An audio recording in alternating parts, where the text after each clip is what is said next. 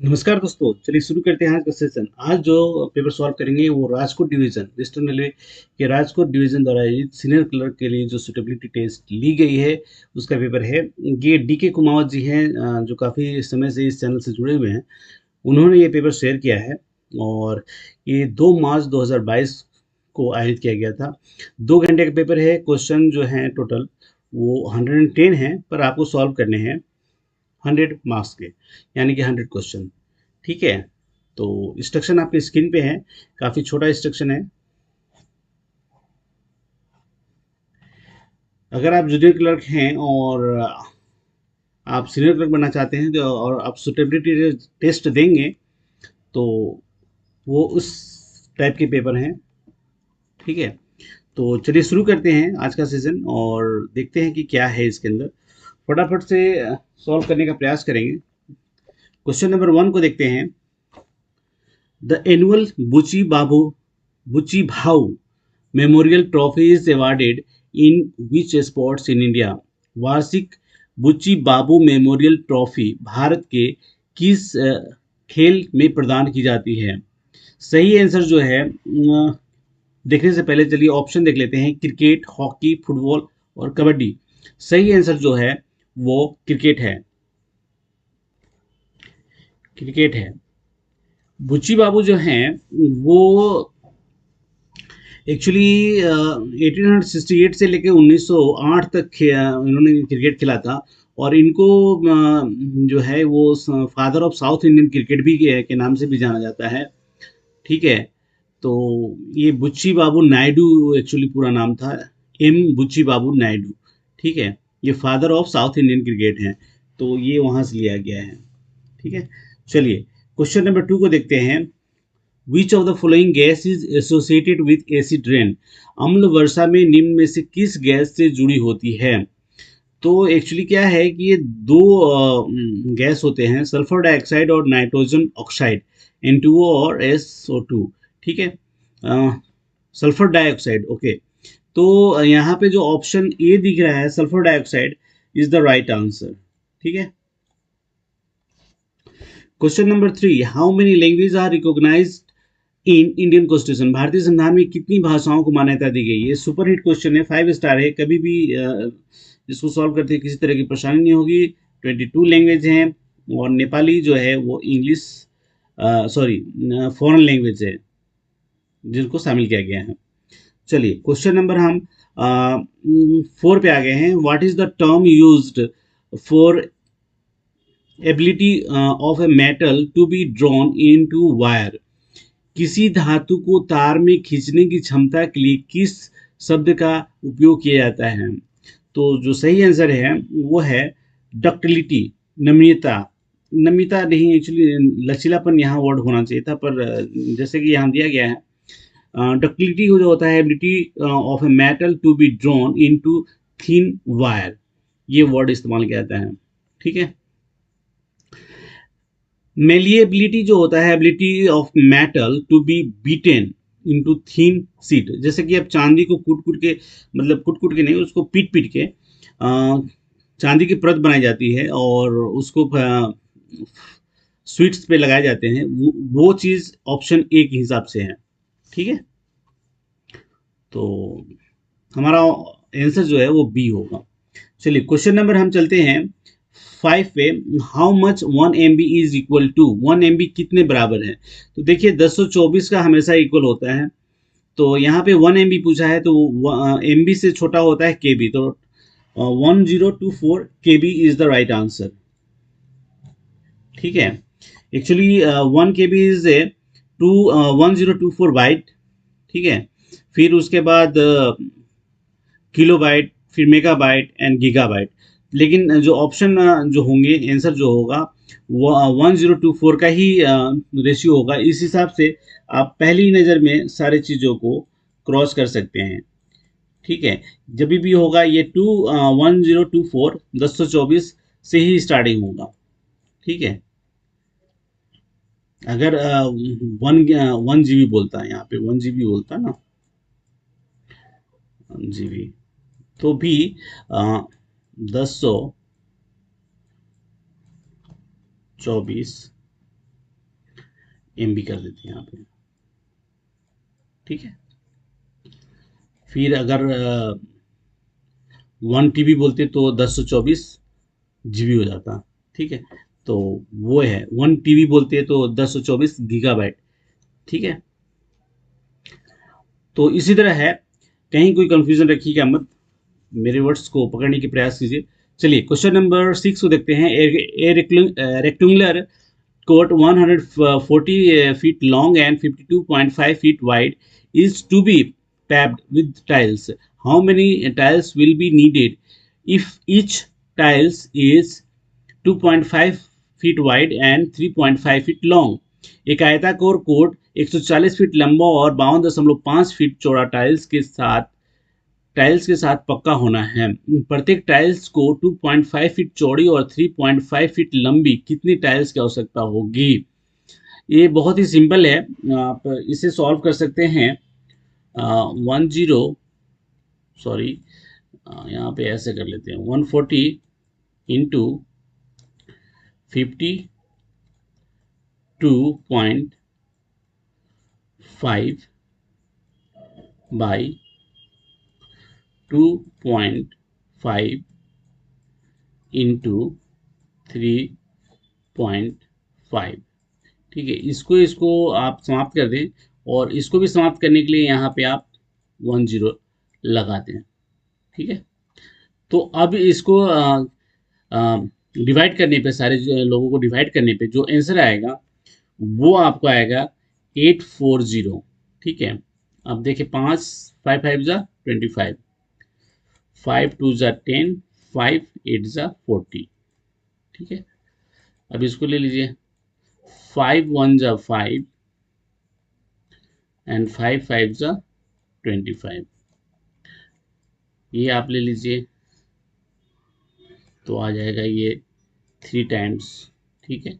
अभी इनको इंटू करके और 10 लगा दीजिए, तो ये आपको आंसर आ जाएगा, ठीक है। चलिए क्वेश्चन नंबर हम 7 को देखते हैं। A man can row at 5 kilometer per hour in still water if the velocity of current is 1 kilometer per hour and it takes him 1 hour to row to a place and come back. How far it is the place? एक आदमी शांत पानी में 5 kilometre प्रति घंटे की रफ्तार से नाव चला सकता है यदि करंट का वेग 1 किलोमीटर प्रति घंटा है, और यदि उसे एक स्थान से शुरू करके और वापस आने में 1 घंटा लगता है, तो दोनों स्थानों के बीच की दूरी कितनी है? देखिए, इसको कैलकुलेट करेंगे तो ये आपको 2.4 आएगा, ठीक है। अब आपके लिए स्पेस है नहीं, लेकिन मैं बताने का प्रयास करता हूँ कि जाने में इसकी जो जाने की जो स्पीड हो जाएगी 5 + 1 हो जाएगा, यानी कि 6 किलोमीटर पर आवर हो जाएगी, ठीक है। और पर किलोमीटर, ठीक है। और जो है वापस आने की हो जाएगी तो 5 - 4 यानी कि 4 किलोमीटर ये हो जाएगा, ठीक है। मैं जो समझा रहा हूँ किलोमीटर पर आवर, ठीक है। अब यहाँ पे ऑप्शन ये है कि x/6 + x/4 अगर आप करते हैं तो जो आपका कैलकुलेशन निकल के आएगा x की जगह पे वो 2.4 होगा, ठीक है। इतना आप कर लें तो आपको आ जाएगा। चलिए क्वेश्चन नंबर 8 है, minimum service for voluntary retirement is. स्वैच्छिक सेवानिवृत्ति के लिए न्यूनतम सेवा वर्ष है। तो ए है 10 साल, बी है 15 साल, सी है 20 साल और डी है 25 साल। तो जो 20 साल है ना, वो VRS के लिए होता है। चलिए क्वेश्चन नंबर है, which Indian freedom fighters birth anniversary is observed on January 28? किस भारतीय स्वतंत्रता सेनानी की जयंती 28 जनवरी को मनाई जाती है? तो यहाँ पे जो ऑप्शन है वो है बाल गंगाधर तिलक, बी है लाला लाजपत राय और सी है चंद्रशेखर आजाद और डी है सुभाष चंद्र बोस। तो ये सही आंसर है, जिन्होंने भी लगाया है, ये लाला लाजपत राय की जयंती मनाई जाती है, ठीक है। इस साल लाला लाजपत की जयंती जो है वो 157th बर्थ एनिवर्सरी मनाई गई थी, क्योंकि लाला लाजपत राय 1865 में पैदा हुए थे। ठीक है, तो इस हिसाब से 157th बर्थडे था। ठीक है, ओके। चलिए क्वेश्चन नंबर 10 को देखते हैं। When in Indian army day observed, भारतीय सेना दिवस कब मनाया जाता है? एक्चुअली 15 जनवरी को मनाया जाता है, नो डाउट। ठीक है, तो यही इसका सही आंसर होगा। क्वेश्चन नंबर 11 है, when did the current factory law enforced in independence India? When did the current factory law enforced in independence independent India? स्वतंत्र भारत में वर्तमान कारखाना कानून कब लागू हुआ? ठीक है, तो कारखाना कानून जो नया है वो 1948 में बना था वर्तमान कानून, और 1 अप्रैल 1949 से लागू है। ठीक है, तो 1 अप्रैल 1950 लिखा है, इस हिसाब से जो ऑप्शन सी नहीं होगा, option D is the right answer. ठीक है, कानून बना था 1948 में। ठीक है, इसको अच्छी तरह से लिख लेते हैं, और लागू हुआ था 1 अप्रैल।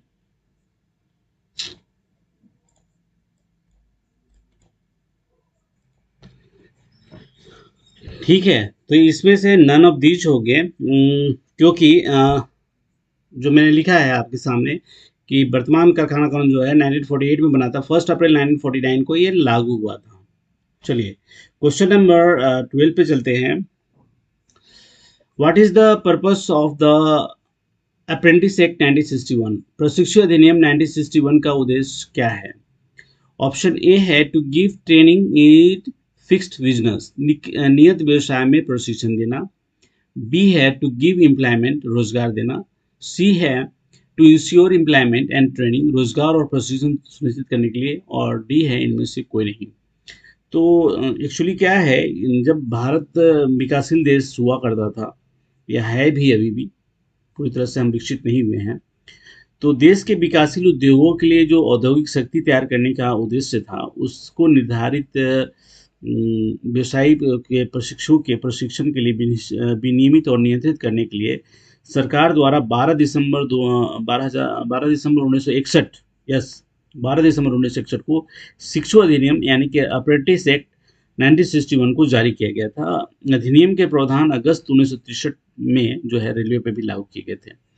तो यहाँ पे जो ऑप्शन है नियत व्यवसाय में प्रशिक्षण, क्योंकि हम विकासशील थे तो उस वक्त हमें मैन पावर की ज़रूरत थी, तो वो किया गया है। अभी एक और मैन पावर का चल रहा है, जो काफ़ी क्वेश्चन आए हुए हैं, उस वीडियो में मैंने जिक्र किया है। आपको बताना है कि वो कौन से इसके लिए, चलो मैं नहीं बताता हूँ, चलो ठीक है।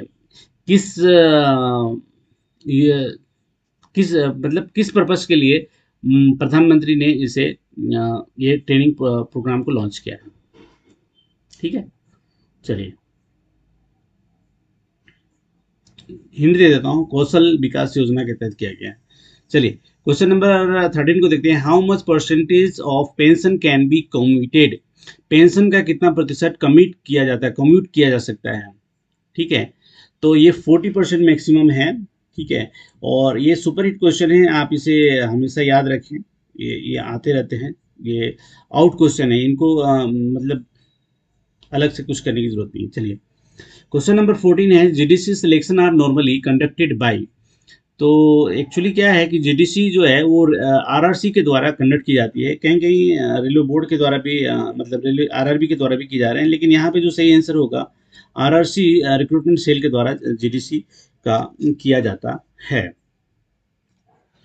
क्वेश्चन नंबर 15 है, how many days joining period is admissible on transfer to less than 1000 kilometre? 1000 kilometre से कम के स्थानांतरण पर कितने दिनों की अवधि शामिल है? तो ये आपको पता है कि less than 1000 kilometre is 10 days. ठीक है, तो हमारा ऑप्शन जो होगा B is the right answer. मैंने पहले भी कहा है कि joining time is very important for any examination, तो ज्वाइनिंग टाइम को आप रट्टा मार लें। जैसे मैंने कहा कि ऐसे स्टैंडर्ड फॉर्म जो होते हैं उनको रट्टा मार लें, उसी तरह इसको भी मैं कहता हूँ कि इनको रट्टा मार लें। चलिए, क्वेश्चन नंबर 16 है, what is the factor for fixation of पे इन 7th पे कमीशन? तो 2.57 है इज द राइट आंसर। ठीक है, रनिंग के लिए कितना है ये आपको बताने की जरूरत है। यहाँ पे रनिंग का जो ऑप्शन है वो मेरे ख्याल से नहीं है। चलिए, क्वेश्चन नंबर 17 को देखते हैं। Which project Indian railway initiated to train its employees? भारतीय रेलवे ने अपने कर्मचारियों को प्रशिक्षित करने के लिए किस प्रोजेक्ट की शुरुआत की थी? Option A project Saakshar, B project Saksham, C project Swavalamban, D project Sashakt. तो option B is the right answer, ये हमारा सही आंसर है। क्वेश्चन नंबर 18 है, अनुसूचित जनजाति का आरक्षण कोटा कितना है? ये भी इंपॉर्टेंट सवाल है और ये आउट किए हुए क्वेश्चन जैसे ही है, मतलब ये कभी भी कहीं भी आपको आ सकता है। ठीक है, तो यहाँ पे शेड्यूल ट्राइब की बातें की गई है। ठीक है, शेड्यूल ट्राइब के लिए जो है वो 7.5% का आरक्षण है। ठीक है, तो यहाँ option A is the right answer. ठीक है, ये जो है ये 15% जो है वो एससी के लिए है। ठीक है, और ये जो है ये ओबीसी के लिए है। एक और जो है वो 10% जो है वो किसका परसेंटेज है? ये है EWS,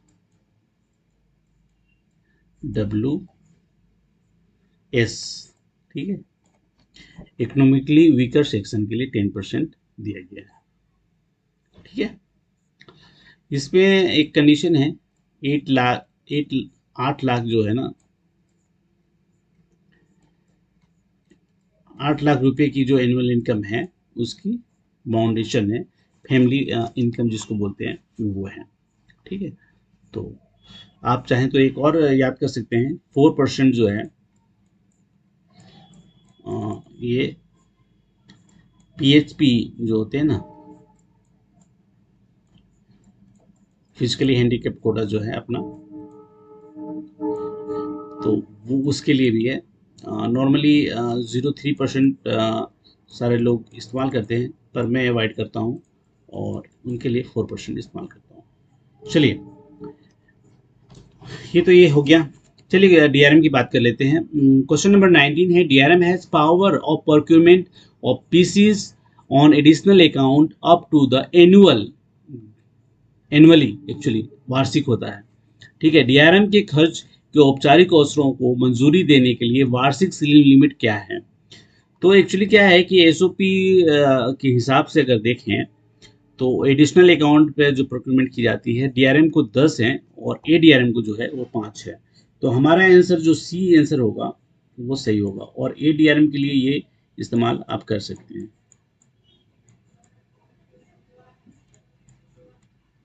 ठीक है, आप इसका इस्तेमाल ADRM के लिए कर सकते हैं। हमारा आंसर यहाँ पे होगा 10। ठीक है, चलिए, ये पर फाइनेंशियल ईयर है, यानी कि जो एनुअली कहा गया है ये कोई जरूरी नहीं कि लास्ट ईयर के हिसाब से देखें, ये फाइनेंशियल ईयर होता है। ठीक है, पर फाइनेंशियल ईयर FY। चलिए, क्वेश्चन नंबर हम 20 पे आ गए हैं। Appointment of inquiry officer is done on standard form in DR 1968। जांच अधिकारी की नियुक्ति के लिए मानक फॉर्म डैश पर DR 1960 में की जाती है। तो पता ही है आपको, SF7 is the right answer. ठीक है, अब जो बच जाते हैं SF1 is a order of suspension. ठीक है, SF6 is a refusing of permission to inspect the document and SF11 is a minor penalty। ठीक है, तो ये भी बाहर निकला हुआ क्वेश्चन है, आउट क्वेश्चन है। ठीक है, क्वेश्चन नंबर 21 को देखते हैं। Employee may be deemed suspended on remaining under police custody for dash hours। Dash घंटे से अधिक पुलिस हिरासत में रहने पर कर्मचारी को निलंबित माना जाएगा। ठीक है, तो 12 घंटे, 24 घंटे, 36 घंटे या 48 घंटे, तो 48 घंटे इज द हमारा राइट आंसर। ठीक है, क्वेश्चन नंबर 22 पे आ गए हैं। What is the minimum educational qualification required for compassionate appointment to be given to son or a daughter? पुत्र या पुत्री को अनुकंपा के आधार पर नियुक्ति प्रदान करने हेतु कितनी न्यूनतम शैक्षणिक योग्यता की आवश्यकता है?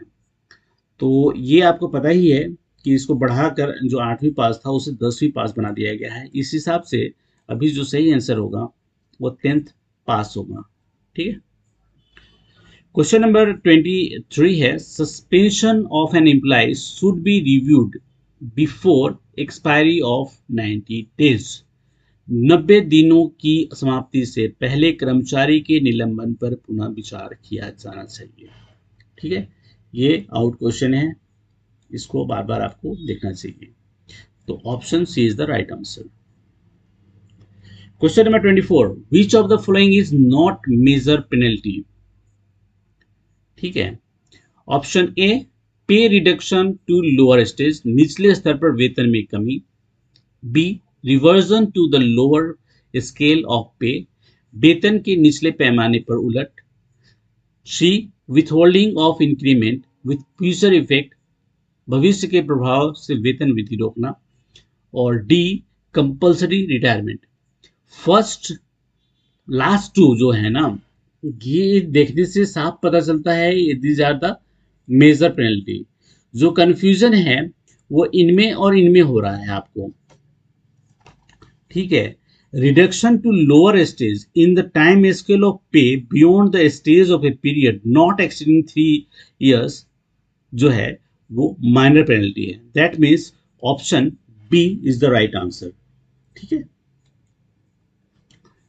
चलिए question number 25, in which scheme railway employ is provided medical facility after retirement? तो जो RLHS 97 है, यही सही आंसर है। ठीक है, RLHS होता है retired employees liberalise health scheme.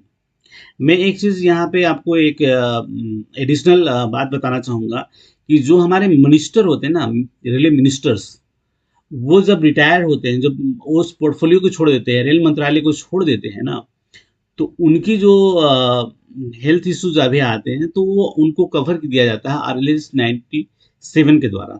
ठीक है, जनरली अगर कोई कर्मचारी RLHS में शामिल होना चाहता है तो उसे 20 साल की सर्विस होनी जरूरी है, पर मिनिस्टर्स के लिए ये पाबंदी नहीं है। ठीक है, चलिए क्वेश्चन नंबर हम 26 को देखते हैं। Within what period after born a child paternity leave can be sanctioned? पितित अवकाश संतान पैदा होने के कितनी अवधि में स्वीकृत किया जा सकता है? तो देखिए, स्वीकृत किया जा सकता है यानी कि लिमिटेशन इसने मांगा है, यानी कि 6 महीने के अंदर ही इनको स्वीकृत कराना पड़ेगा। ठीक है, तो यही इसका सही आंसर होना चाहिए। पैटर्निटी लीव जो है ये हो गया, लेकिन अगर यहाँ पे आफ्टर बॉर्न ए चाइल्ड, तो ये कभी कभी ऐसा होता है कि बच्चा जो है वो रिटायरमेंट के बाद भी पैदा होता है, तो क्या उसे फैमिली पेंशन या उसके जो बेनिफिट्स हैं पास में अलाउ मिलते हैं? तो बिल्कुल मिलते हैं। ठीक है, आफ्टर रिटायरमेंट की बात कर रहा हूँ। चलिए क्वेश्चन नंबर हम 27 को देखते हैं। Advance for treatment of which disease is available to railway servants? Railway के स्टाफ को कौन सी बीमारी के लिए एडवांस दिया जा सकता है? तो आप आंख मूंद के इसको कैंसर के लिए इस्तेमाल कर सकते हैं, और यही इसका सही आंसर होगा, cancer. Option A is the right answer. ठीक है, इसके डिटेल्स में नहीं जाते हैं क्योंकि ज़्यादा पूछा नहीं जाता है इस विषय में। तो किस बीमारी के लिए एडवांस दिया जाता है, ये काफ़ी मिनिमम जो है अमाउंट है ये दिया जाता है, लेकिन ये सही भी है या गलत ये आप पे छोड़ते हैं, पर कैंसर के लिए एडवांस दिए जाते हैं। चलिए क्वेश्चन नंबर हम 28 पे आ गए हैं। Temporary advances for provident fund for marriage is admissible for? विवाहों के लिए भविष्य निधि से अस्थायी उन्नति स्वीकार है, यानी कि ये जो है ना, हिंदी बराबर सही नहीं आ रहे, कई क्वेश्चनों को मैं देख रहा हूँ, लेकिन फिर भी चलिए।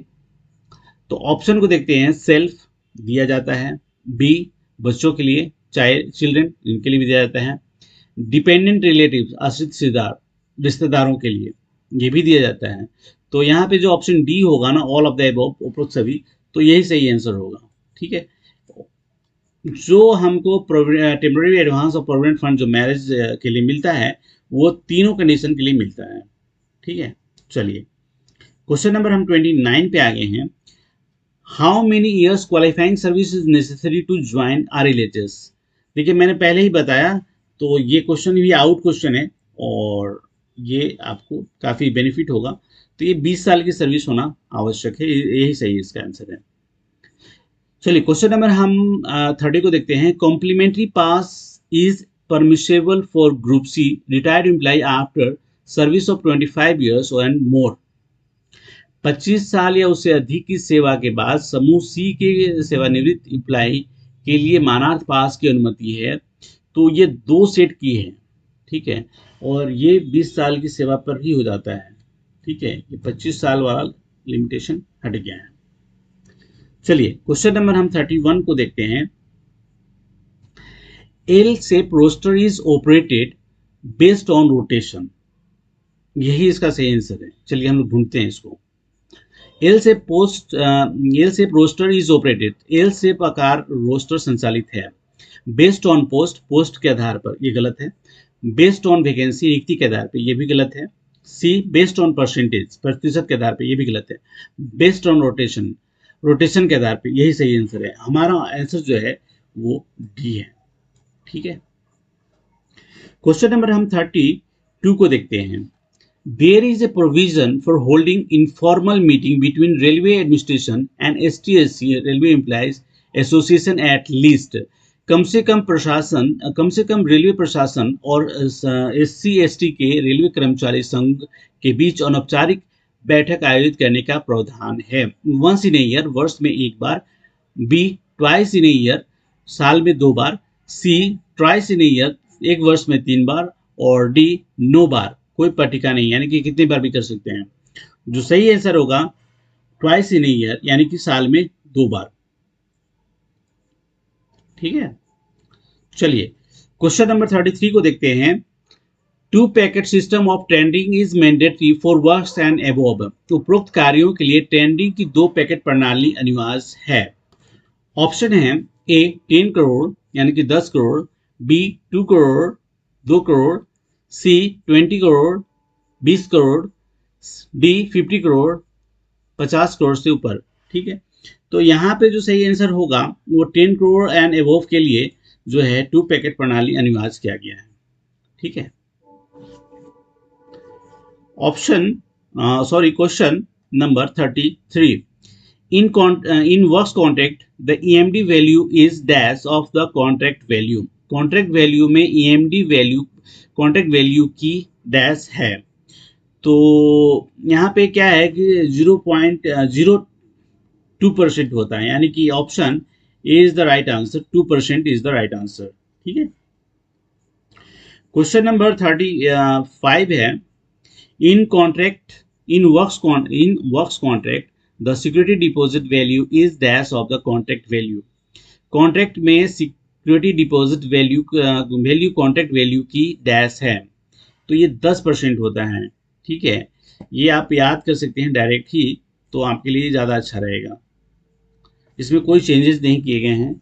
ठीक है, चलिए क्वेश्चन नंबर 36 है। The weekly duty hours of A clerk in A administrative office is. प्रशासनिक कार्यालय में एक क्लर्क की साप्ताहिक ड्यूटी का समय है। तो देखिए Monday to Friday administrative office चालू रहते हैं और 8 घंटे के हिसाब से देखें तो 40 hours is the right answer. ठीक है, तो 40 आवर्स जो है वो हमारे ऑप्शन सी में पड़ा है, तो ये हमारा सही आंसर होगा। ठीक है, चलिए क्वेश्चन नंबर 37 को देखते हैं। The distance of transfer station of the railway employee are 2001 kilometre, he is entitled for joining time. एक रेलवे कर्मचारी का स्थानांतरण स्टेशनों की दूरी 2001 किलोमीटर है, उसे कितनी ज्वाइनिंग टाइम मिलेगा? तो जो सही आंसर है ऑप्शन ए है 12 डेज, बी है 10 डेज, सी है 15 days and D is none of this, इनमें से कोई नहीं। तो सही आंसर जो है वो 15 दिन है। आपको मैंने अभी थोड़ी देर पहले ही बताया, उस ज्वाइनिंग टाइम से आपको सेकेंड क्वेश्चन जो इस पेपर के अंदर दिख रहे हैं, तो ये काफ़ी ये इंपॉर्टेंट है। तो ये आप अगर एक पेज पढ़ लेते हैं तो आपको 2 क्वेश्चन इसमें कवर हो जाते हैं। ठीक है, तो चलिए नेक्स्ट क्वेश्चन को देखते हैं। Question number 38, how many members will be there in tender committee for amount up to the ₹4 crore? रुपये 4 करोड़ तक की राशि के लिए निविदा समिति में कितने सदस्य होंगे? ऑप्शन ए है 1, बी है 2, 3, सी है 3 एंड डी इज 4। तो जो राइट आंसर है वो है सी, क्योंकि अप टू 10 करोड़ के लिए 3 मेंबर्स होने चाहिए। Option C is the right answer. ठीक है, 10 करोड़ तक के लिए जो भी कमेटी बनेगी उसमें कितने होने चाहिए? 3 मेंबर्स होने चाहिए। ठीक है, अब ये कम है 10 करोड़ से, तो that means the option C is the right answer.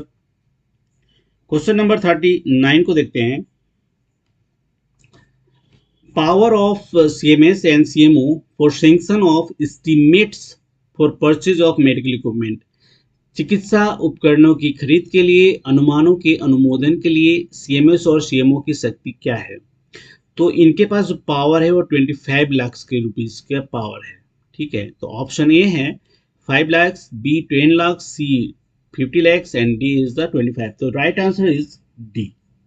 ठीक है, ये क्वेश्चन जो मैं बता रहा हूँ आपको, ये सब रटने के हिसाब से इम्पॉर्टेंट है, क्योंकि इसमें बदलाव बहुत कम होते हैं। ठीक है, फिर भी एसओपी मॉडल एसओपी 2018 और उसके जो करेक्शन स्लिप हैं उनका देखना अनिवार्य है। ठीक है, डिस्क्लेमर यही है। क्वेश्चन नंबर 40 पे आ गए हैं। Full power of transfer of railway quarters from one department to another lies with. एक विभाग से दूसरे विभाग में रेलवे क्वार्टर के स्थानांतरण की शक्तियां निहित हैं। तो देखो एक्चुअली क्या है कि जो पीसीपीओ है ना, उसके पास फुल पावर है। ठीक है, डीआरएम के पास भी पावर है, फुल पावर, लेकिन उसको डिवीजन एंड जो सीडब्ल्यूएम है उनको वर्क्स, इन दोनों के पावर दिए गए हैं। तो इसमें इसने नहीं पूछा है कि railway quarters from one department to another department lies with, तो ये कहाँ के लिए है? अगर पूरे अगर जोन का मान लें तो यहाँ पे पीसीपीयू इज द राइट आंसर। ठीक है, पीसीपीयू इज द राइट आंसर। और अगर डिवीजन जिसका जिक्र नहीं किया गया है तो ये हो जाते हैं। तो अभी फिलहाल कहीं जिक्र नहीं किया गया है, तो हमारा जो ऑप्शन ए होगा ये सही होगा। ठीक है, चलिए क्वेश्चन नंबर हम 41 पे आ गए हैं।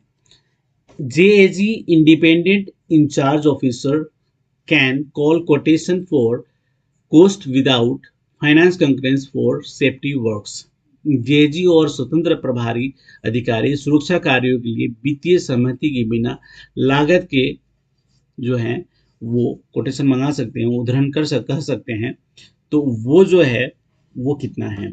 ऑप्शन ए है 2 लाख, बी है 1 लाख, सी है 10 लाख एंड डी इज 5000। तो जो सही आंसर होगा ऑप्शन ए होगा 2 लाख। ठीक है, क्वेश्चन नंबर 42 को देखते हैं। Who has the power to appoint arbitrator in works contract. कार्य अनुबंध में मध्यस्थ नियुक्त करने की शक्ति किसके पास है? तो एक्चुअली क्या है कि आर्बिट्रेटर के लिए जीएम या एजीएम के पास फुल पावर है। ठीक है, ऑप्शन ए है सीएओ सी यानी कि कंस्ट्रक्शन है, बी है पीसीई, ठीक है, और डी है डीआरएम, और डी सॉरी सी डीआरएम है और डी नन ऑफ दिस है, यानी कि इनमें से कोई नहीं। तो ऑप्शन डी होगा, क्योंकि इसका जो पावर है वो जीएम के पास है। ठीक है, और एजीएम के पास है। आपके पास कोई करेक्शन हो तो आप मुझे व्हाट्सएप कर सकते हैं। ठीक है, कॉल नहीं करें, इसका रिक्वेस्ट है आप लोगों से, क्योंकि काफ़ी बिजी शेड्यूल में आपसे बात करना मुनासिब नहीं होगा। चलिए क्वेश्चन नंबर 43 को देखते हैं। Demand number 16 signalling and telecommunication work come under which plan head number. मांग पत्र संख्या 16 में सिग्नलिंग और टेलीकम्युनिकेशन वर्क किस योजना के तहत शामिल किया जाता है। तो एक्चुअली क्या है कि एसएनटी के लिए जो वर्क्स का जो है वो पीएच जो प्लान हेड जो है वो 33 इज द राइट आंसर। ठीक है, यहाँ option B is the right answer है आपका। क्वेश्चन नंबर 44 कहता है, लेकिन उससे पहले मैं आपको बता दूं कि जो इम्पोर्टेंट जो है वो है ट्रैक रिन्यूअल जो है वो 31 है, वो एक इम्पोर्टेंट है। ट्रेनिंग एंड एचआरडी के लिए जो प्लान हेड 65 है वो काफ़ी इम्पोर्टेंट है। 51 जो है वो स्टाफ क्वार्टर्स के लिए है, वो काफ़ी इम्पोर्टेंट है। और रेलवे रिसर्च एंड आरडीएसओ के लिए जो प्लान हेड दिया गया है वो 18 नंबर, वो भी काफ़ी इम्पोर्टेंट है। तो वो काफ़ी इम्पोर्टेंट है, इन सबको याद रखिए। क्वेश्चन नंबर 44 है, what percentage of the contingency amount taken in estimate of the cost less than 1 crore. 1 crore से कम लागत के अनुमान में ली गई आकस्मिक राशि क्या है। तो वो 3% होता है। ठीक है, option C is the right answer. ये क्वेश्चन को रट दिया जाए। ठीक है, चलिए question number 45। In demand number 16 doubling comes under which plan head number. ठीक है, मांग पत्र 16 में दोहरीकरण किस योजना के तहत आता है हेड नंबर, यानी कि प्लान हेड नंबर। ठीक है, ऑप्शन ए है 11, बी है 14, सी है 15 and D is 16। The right answer is C 15। ठीक है, 11 जो है वो है न्यू लाइन। ठीक है, 14 है जीसी यानी कि गैज कन्वर्जन, और 15 तो बता ही दिया आपको, रेल लाइन डबलिंग। ठीक है, और 16 जो है ये ट्रैफिक फैसिलिटी से रिलेटेड है। तो ये मेरे ख्याल से कंप्लीट हुआ। ठीक है, चलिए क्वेश्चन नंबर 46 को देखते हैं। Grant for construction of quarter is given under plan head. ठीक है, तो 46 क्वार्टर के निर्माण के लिए अनुदान योजना के तहत दिया जाता है। Option A 29, B 16, C 53 and D is 51। The 51 is the right answer, क्योंकि railway quarters comes under the 51। Question number 47। Children education allowance can be claimed. बच्चों के शैक्षणिक भत्ते का दावा किया जा सकता है monthly, quarterly, annually, either quarterly और annually in the last quarter. तो एक्चुअली क्या है कि एक जो सेशन समाप्त होगा तो वित्तीय वर्ष समाप्त होने पर उसको एनुअली दिया जाता है। तो option C is the right answer. ठीक है, क्वेश्चन नंबर 48 है। If a government servant acquires PhD in the field of relevant to his function and useful in of the higher official work, he shall be entitled to a lump sum incentive of। यदि कोई कर्मचारी, कोई सरकारी कर्मचारी अपने कार्य क्षेत्र से संबंधित पीएचडी की डिग्री प्राप्त करता है जो उसके कार्य में उपयोगी है, तो वह एक लंप सम इंसेंटिव राशि के लिए पात्र होगा। देखिए ऑप्शन जो है ये है, ऑप्शन ए है 4000, B 6000, C 8000 and D is 10,000। तो अगर मुझे कुछ भी पता नहीं है तो मैं जाऊंगा ऑप्शन डी के साथ 10,000, लेकिन मुझे ज़्यादा पता नहीं है, इसलिए मैं इस क्वेश्चन को होल्ड पे ही डालना चाहूँगा और आपके कमेंट की अपेक्षा करूँगा। ठीक है, अगर आप इस वीडियो में इतने दूर तक आए हैं इसका मतलब आप सीरियस कैंडिडेट हैं और मेरी शुभकामना आप लोगों के साथ है। अगर पहली बार इस चैनल पे आए हैं तो लाइक कर सकते हैं, सब्सक्राइब भी कर सकते हैं और चैनल को मोटिवेट करने के लिए कुछ कमेंट करके बता सकते हैं। ठीक है, चलिए क्वेश्चन नंबर हम 49 को देखते हैं। अंडर रिवाइज्ड पे structure 7 CBC the maximum family pension allowed shall be. संशोधित वेतन संरचना के अंतर्गत 7वें वेतन आयोग अधिकतम पारिवारिक पेंशन की अनुमति है। तो एक्चुअली क्या है कि अभी जो है, चलो ये ऑप्शन को देख लेते हैं पहले, उसके बाद बात करते हैं। ऑप्शन ए है 50,000 rupees, B 75,000, C 60,000 and D is 1,25,000।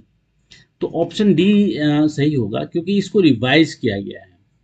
ठीक है, फरवरी फरवरी 2021 में पारिवारिक पेंशन जो की ऊपरी सीमा जो 45,000 रुपये थी, इसे बढ़ाकर 1,25,000 कर दिया गया प्रति माह। ठीक है, तो यही इसका सही आंसर होगा। 1,25,000 रुपये पारिवारिक पेंशन की अधिकतम सीमा दी गई है।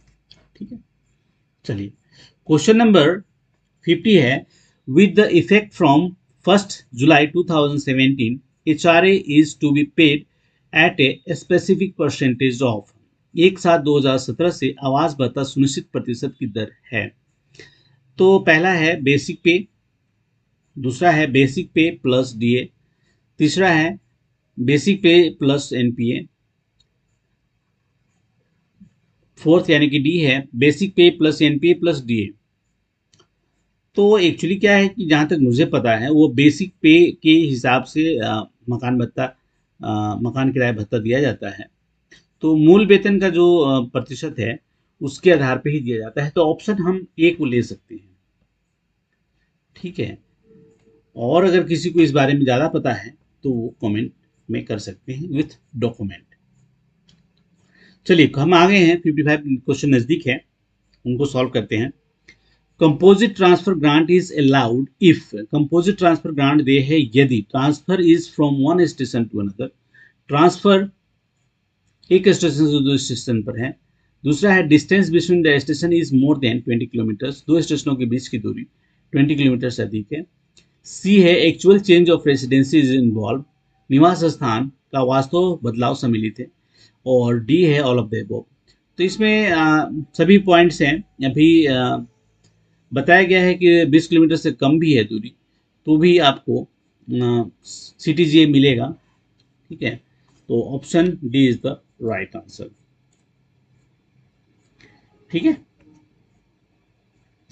एक्चुअली होना तो ये चाहिए था कि निवास स्थानों में बदलाव जो है ना, यही इसका सही आंसर होना चाहिए था। पर मेरा मानना है कि transfer one station to station, जो जो कंडीशन दिए गए हैं उसके हिसाब से ऑल ऑफ द एबव हो जाएगा। ठीक है, कुछ कंडीशन के हिसाब से अगर एग्जामिनर जो है वो आपको ऑप्शन सी को भी सही मान सकते हैं।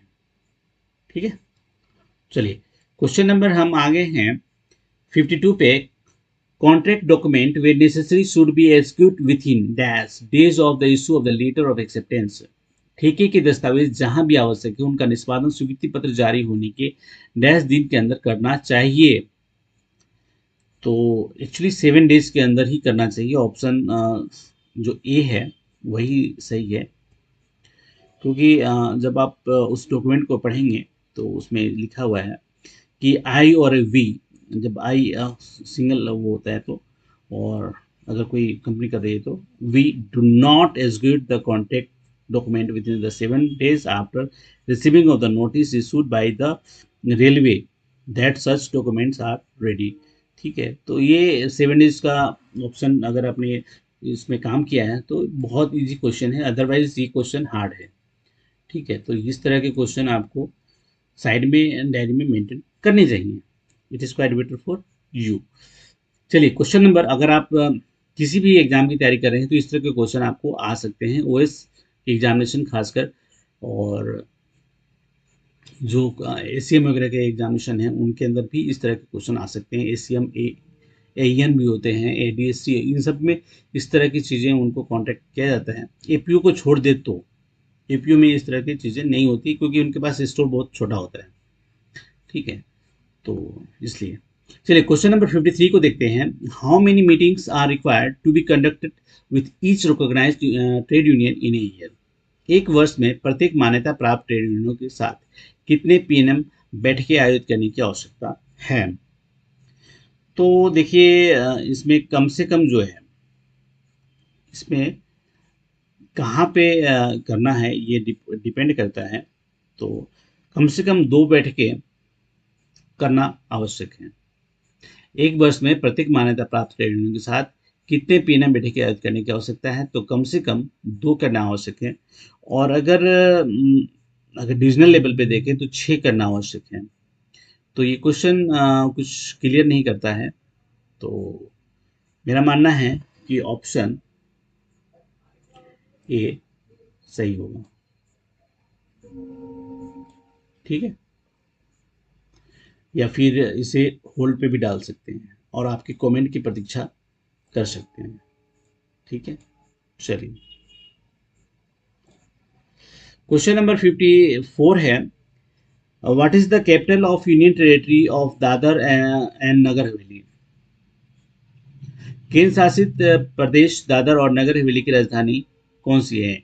ए पणजी, पणजी जो है वो गोवा की राजधानी है। बी दिसपुर, दिसपुर जो है वो आसाम की राजधानी है। C Silvassa, Silvassa is the right answer. ठीक है, तो यही इसका सही आंसर होगा।